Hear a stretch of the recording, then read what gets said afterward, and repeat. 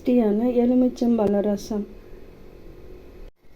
Hello friends, welcome back to my channel. இன்றைக்கி சூப்பரான ஒரு ரெசிபி தான். என்னென்னு பார்த்தீங்கன்னா லெமன் ரசம், எலுமிச்சை ரசம். எல்லார் வீட்லேயும் டெய்லி ரசம் எப்படியாவது நீங்கள் வைப்பீங்க.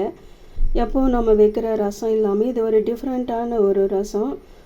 மெத்தடு கூட டிஃப்ரெண்ட்டாக தான் இந்த ரசம் செய்யணும். இந்த எலுமிச்சை ரசம் செய்கிறதுக்கு இப்போ 2 எலுமிச்சம்பழம் எடுத்திருக்கேன். அது எலுமிச்சம்பழத்தை நல்லா கழுவிட்டு கட் பண்ணிவிட்டு இருக்கிற ஜூஸை எடுத்து நம்ம ரெடியாக வச்சுக்கலாம். அது இருக்கிற சீடெல்லாம் எடுத்தெல்லாம் இருக்கிற விதையெல்லாம் எடுத்துகிட்டு நல்லா ரெடி பண்ணி வச்சுக்கலாம்.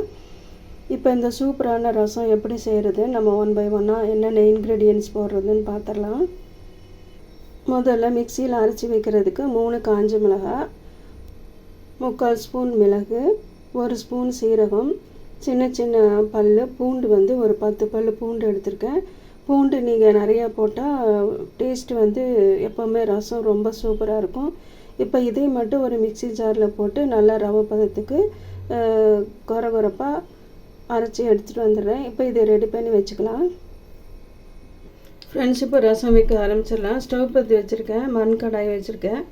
மண் கடாயில் சமையல் பண்ணாத எப்போவுமே எல்லாமே சூப்பர் டேஸ்ட்டாக இருக்கும். இப்போ எண்ணெய் ஹீட் ஆனதும் கடுகு போட்டு, கடுகு பொரிஞ்சதுக்கப்புறமா நம்ம அடுத்தது என்ன போடணுன்னு பார்க்கலாம். இப்போ கடுகோடு உளுந்தம் பருப்பு சேர்ந்துருக்கு, அதனால் போட்டுட்டேன். கடுகு நல்லா பொரியட்டும்.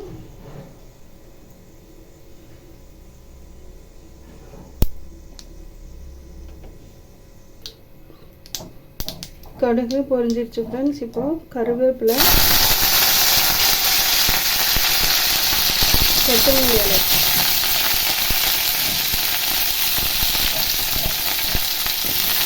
போட்டு நல்லா இந்த எண்ணெயில் வதக்கிடலாம். முதலையே போட்டுடலாம்.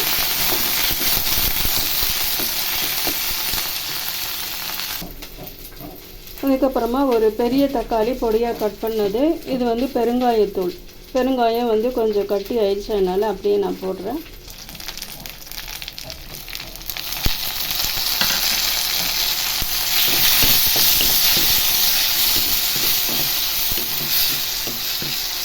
இந்த ரசத்துக்கு பச்சை மிளகா போட வேண்டாம். காஞ்ச மிளகா அரைச்சாச்சு, பூண்டோட மிளகு சீரகத்தோடு அரைச்சாச்சு, அதனால் பச்சை மிளகா போட வேண்டாம். இப்போ தக்காளி எண்ணெயில் நல்லா அதை வதக்கிடலாம். தக்காளி வதங்கிட்டு இருக்கும்போதே 1/2 ஸ்பூன் மல்லித்தூள், வெறும் மல்லித்தூள், வெறும் தனியாத்தூள், 1/4 ஸ்பூன் மஞ்சள்தூள். இப்போ தக்காளி வதக்கிட்டு இருக்கோம் பார்த்தீங்களா, அதில் போட்டுடலாம்.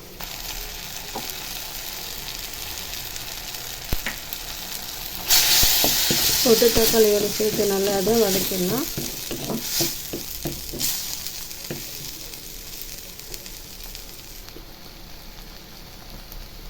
இப்போது மிக்சி ஜாரில் அரைச்செடுத்து இல்லைங்களா, அதை 1/2 டம்ளர் தண்ணி ஊற்றி அதை அலசி இதில் ஊற்றியாச்சு. நல்லா மிக்ஸ் பண்ணிடலாம்.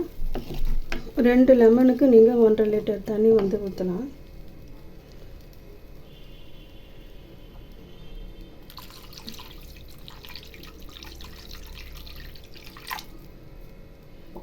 தண்ணி ஊற்றியாச்சு. இப்போ இதுக்கு தேவையான அளவு உப்பு, கல் உப்பு போட்டுக்கலாம்.